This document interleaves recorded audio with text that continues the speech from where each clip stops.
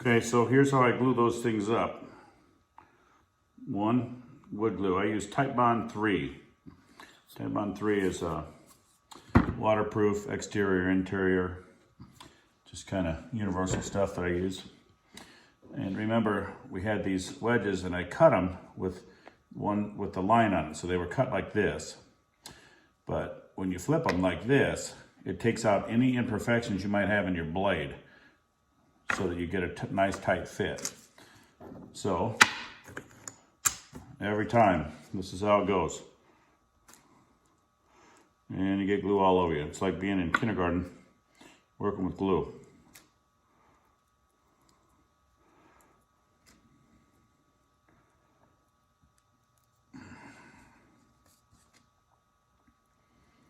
I'm pretty generous with the glue. It's going to squeeze out here in a minute, and I want to work pretty quick, so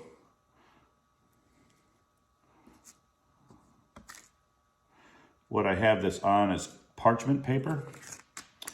So I buy it off online, Amazon probably. I don't know where I get it. It's probably Amazon, and I get like, I don't know, it's 250 feet. So one side, you'll see these as they start lining up in the back, there'll be a line every other one. That's what I want, to take out that imperfection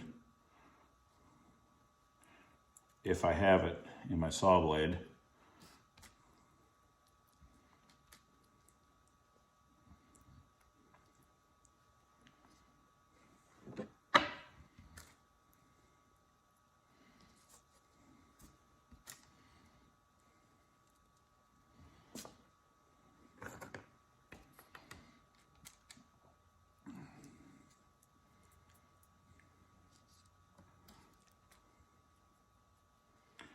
So I have 7 in there, plus the wedges.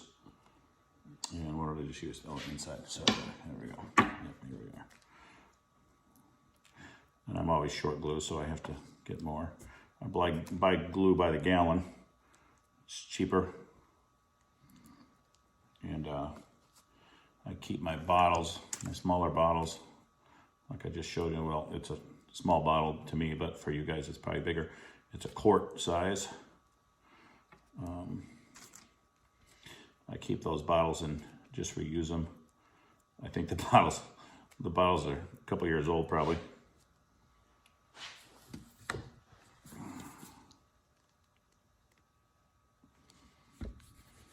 But they work, so what do I care?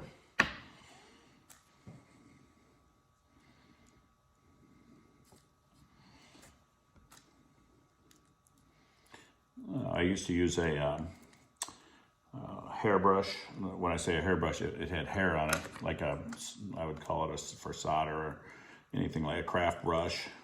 They're metal with black bristles, and they're nice. Sometimes the hairs will come off, but I bought this one. I don't know where I got it. Probably on Amazon again. And it is reusable, so I just take it in and wash it off after I'm done, and reuse it. And I've had it for over a year now, so they last pretty good. So how many I got? 1, 2, 3, 4, 5, 6, 7, 8, 9, 10, 11, 12, 13, 14, 15, 16. Okay, yeah, I'm good. That's what I want. I'm on a flat surface. It's pretty sturdy. It's a little workbench that I have, kind of a table, and then this is a piece of tile, like Corian is what this is. I beat on it pretty good, so I haven't broke it yet. Not that it wouldn't break, because I'm sure it would, but I hit it pretty good, usually.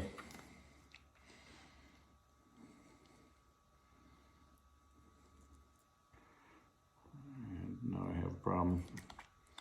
I'm gonna have to fix my problem.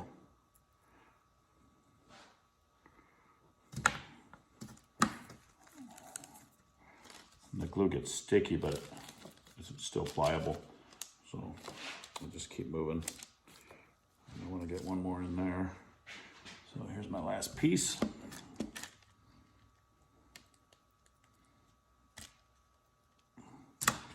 There we go. Slap that puppy in there. And then some people use a string. I use a clamp. And I thought I had it pretty close, but I don't, so I got to open it up a little more. A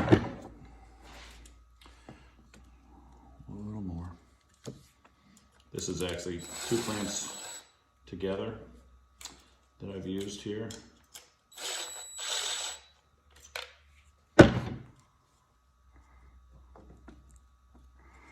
Still need more.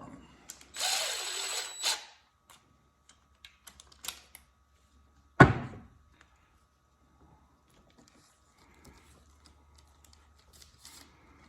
I've learned over time,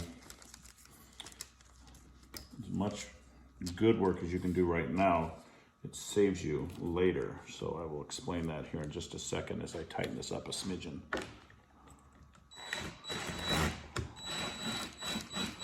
So now I'm round, but it's still pretty loose. So I push all these to the outside, make sure all of these are pushed down.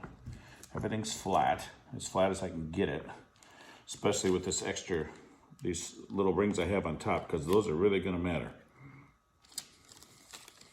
when I get to turning and slapping all this together. It's gonna be a problem if they're not right.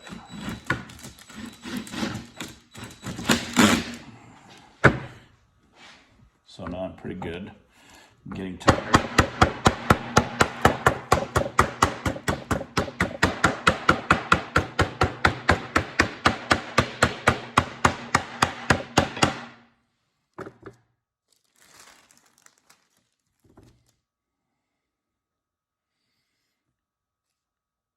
I really want things to be as flat as possible.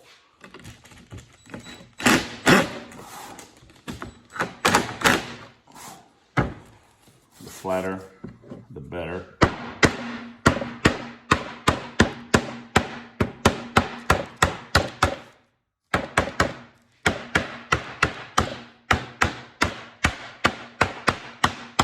So not only do you hit those pieces, but you gotta go, really, you have 16 wedges. Then you have 16 little pieces in here, which makes for a bigger diameter in your circle. These you want flat as well. Let me show you here. If it isn't flat and it's just off a little bit like that, well then you got to do a lot of sanding. Hard to see, but if one of your wedges are off, you got a lot of sanding to make that flat, and you lose a lot of wood. And because this top piece is only that thick, you only have that much to work with in between. So you really want to be careful on this. This is maybe the most important part of it.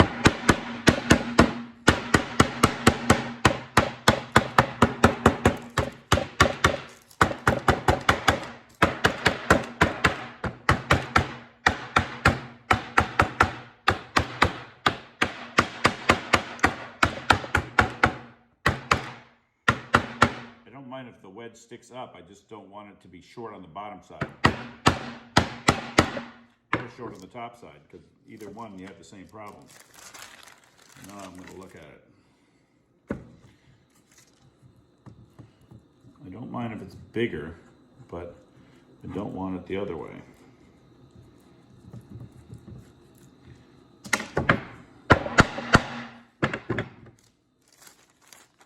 You make a problem, especially with these basket weave ones. That's what I call them.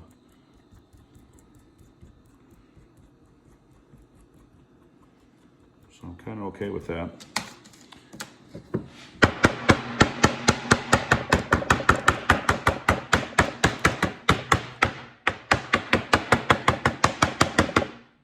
And there you go. That's a ring. 5 more to go.